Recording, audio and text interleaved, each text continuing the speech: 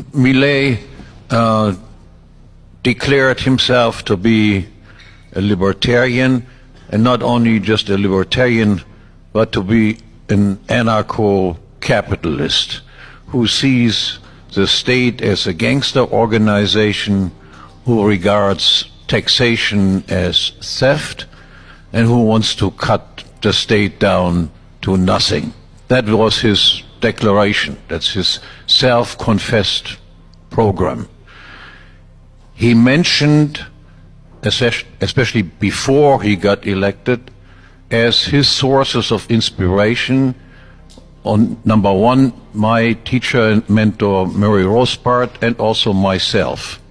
So because of that, I feel entitled to make a few remarks about this guy who is has been supposedly being inspired also by me. Okay.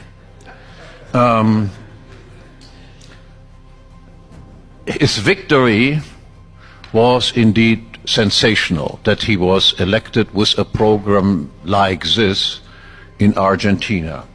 Yes, in Argentina you had hyperinflation, you had economic stagnation, increasing impoverishment, and given this background and given his showman talent that he definitely has, with a certain element of clownishness, his victory had very little to do, in my assessment, with Argentinians understanding any of that. Argentines are just as stupid or smart as Germans, Englishmen, Americans, and so forth. All they wanted, the catastrophe is there, we want some change, and this guy promised big change. No understanding. Now, following his victory were some interesting developments. There were huge celebrations and jubilation among the libertarians everywhere. He was awarded one award in Spain, another award in Germany, another award in the Czech Republic. And as a president that was elected, he, of course, received all sorts of invitations to famous organizations. He went to Davos and all sorts of other big-time conferences. And there he gave some fired-up speeches before these elite public. These people listened to his speeches, but you can be pretty sure that went into one ear and went out the other ear immediately. Among the libertarian peanut gallery, there was, of course, huge excitement about it. Did you ever imagine that a guy like this would give a speech like that before an elite public? There was nothing special about the speeches. Speeches like that have been given thousands of times in better way by other people. The only difference was it was a different audience. Of course, they would never invite me to Davos to give a speech. We can wait for a long time before that happened. They never would have invited Rothbard to give a speech like this. But of course, I could have given a speech like that easily too. Rothbard has given hundreds of speeches like this. And I will explain in a few minutes why I think the people listened to that but didn't really care much about what he said. Also, thinking back, I have not checked that, my impression was that during his campaign, he appeared more of an anti-statist, and during his speeches that he then gave as president, the emphasis was more on he's being an anti-socialist, not so much that he is an anti-statist. But I have not checked that. But there was a slight change in tone and emphasis. The whole thing reminded me a little bit of the hoopla that you had when Obama received the Nobel Prize before he even had any chance to go on killing people, murdering people, and so forth. Now, of course, this was in the opposite direction. But again, all the prizes were awarded before there was anything to show for. So in that sense, I thought there was a certain prevailing parallel between the Obama phenomenon and the Milei phenomenon. So now there's obviously a time for evaluation. Now, this evaluation that I will present is an evaluation that is from far away. I do not speak Spanish. I have been to Argentina years ago, but I'm not a knowledgeable person about Argentina.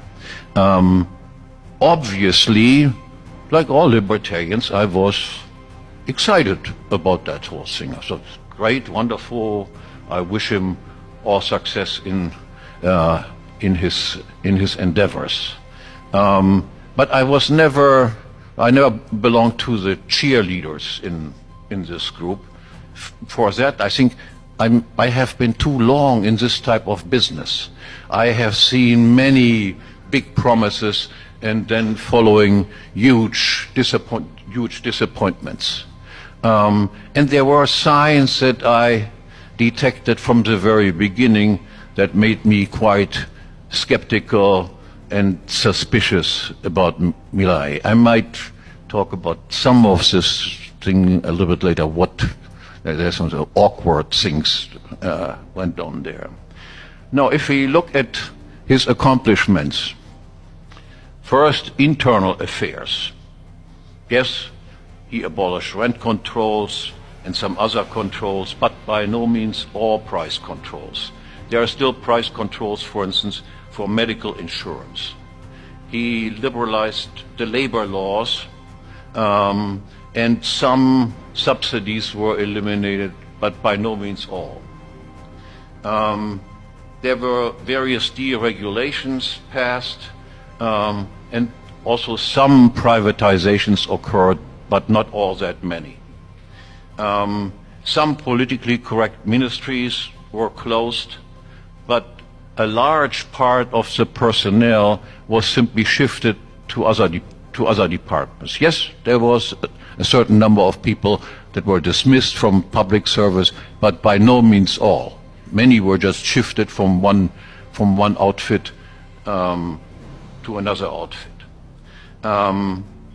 Some taxes were lowered, but other taxes were raised, for instance, on fuel and on imports.